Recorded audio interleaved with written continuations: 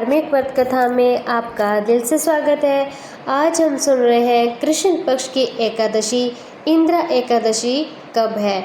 अश्विन मास की कृष्ण पक्ष की इंद्रा एकादशी का व्रत 17 सितंबर 2025 को है और पारण का समय रहेगा 18 सितंबर को सुबह 6:30 बजे से लेकर 8:30 बजे तक। पूजा विधि: प्रातःकाल ब्रह्म मुहूर्त में उठकर स्नान करें, स्वच्छ वस्त्र पहने, घर के पूजा स्थान को अच्छी तरह से साफ करें, भगवान विष्णु की मूर्ति या उनका चित्र स्थापित करें, गंगा जल या शुद्ध जल से अभिषेक करें, चंदन अक्ष फूल धूप दीप से पूजन करें, विष्णु का पाठ करें, मंत्र का जाप करें। पूजा के बाद भगवान विष्णु माता लक्ष्मी की आरती करें। दिन भर भक्ति में रहे, भगवान विष्णु को तुलसी जी सात्विक का भोजन भोग अर्पित करें। व्रत रखने वाले पारण समय में अगले दिन ही व्रत खोलें। उपाय: इस दिन क्या उपाय करना चाहिए। कृष्ण पक्ष की एकादशी का विशेष महत्व रहता है। अब साथ ही में पितृपक्ष भी चल रहा है, इसलिए इसका उपाय करने से बहुत ही लाभ मिलता है। संध्या समय पीपल के नीचे या नदी किनारे एक घी का दीपक जलाएं। यह दीपक नकारात्मक को दूर करता है। गरीब ब्राह्मणों, जरूरतमंदों को भोजन, कपड़े, दक्षिणा दे। विशेषकर तिल, गुड़, फल और अनाज का दान बड़ा ही शुभ माना जाता है। इस दिन दान करने से शुभ फल मिलता है। दान करने से कई गुना अधिक फल हमें मिलता है। ओम नमो भगवते वासुदेवाय का मंत्र जाप करें।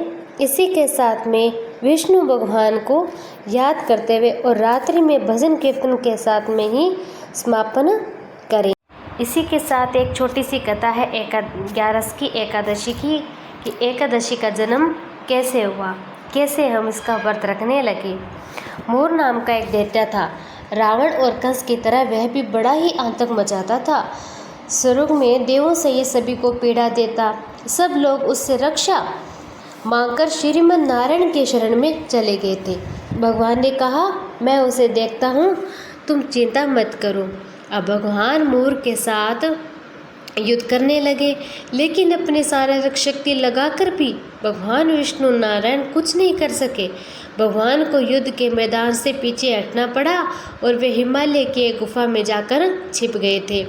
अब मोर भी उनका पीछा करते करते वहां पहुंच गया था।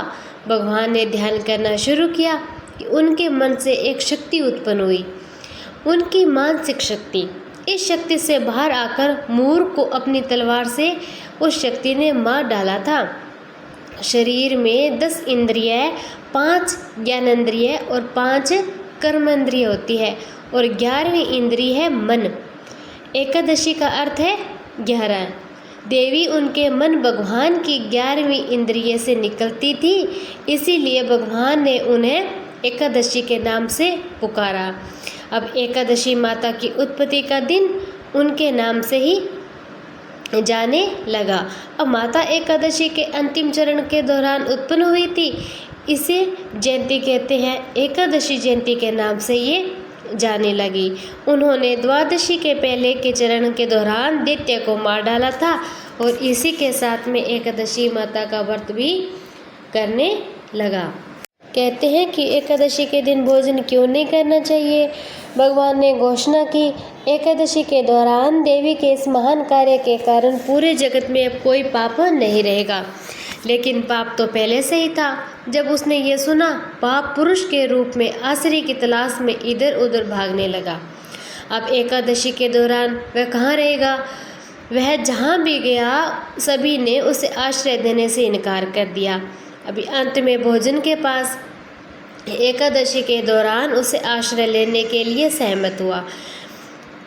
एकादशी के दौरान सभी पाप भोजन में आश्रय लेते हैं। जो कोई एकादशी के दौरान भोजन करता है, वह पाप उस व्यक्ति में प्रवेश कर जाता है।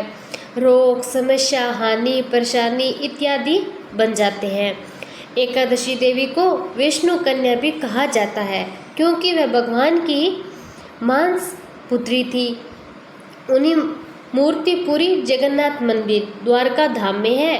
भगवान के धर्म की रक्षा के लिए जितने भी अवतार हैं वे सभी एकादशी के दिन ही हुए हैं, इसीलिए यह दिन इतना पवित्र माना जाता है।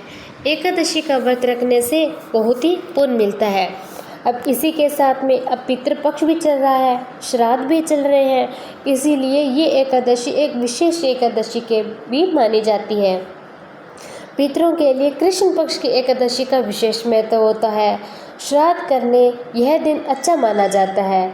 यदि किसी कारणवश आप मृत्यु की तिथि पर श्राद्ध नहीं कर पाते हैं तो अगली कृष्ण एकादशी को कर सकते हैं। पितृलोक में कृष्ण पक्ष दिन का समय होता है। पितृलोक में एक दिन की अवधि मानव दिन और रात की अवधि मानव दिन होता है। उनके लिए दिन पृथ्वी पर कृष्ण पक्ष के दिनों में है। जब तक एकादशी होती है तब तक उनके लिए दिन का भाग समाप्त हो जाता है। दोपहर के समय करीब जो उनको खाने का समय होता है पृथ्वी पर कृष्ण पक्ष की एकादशी का वह समय कहलाता है। जब पितृलोक में पितरों का भोजन होता है उन्हें भोजन और पानी देने का यह समय उत्तम माना जाता है। इसीलिए कहते हैं कि अब जो पितृपक्ष चल रहा है और ये अश्विन मास की कृष्ण पक्ष की एकादशी इंद्रा एकादशी है, इस दिन पितरों को भोजन और पानी देने का ये समय उत्तम है। इससे पितरों को मोक्ष मिलती है।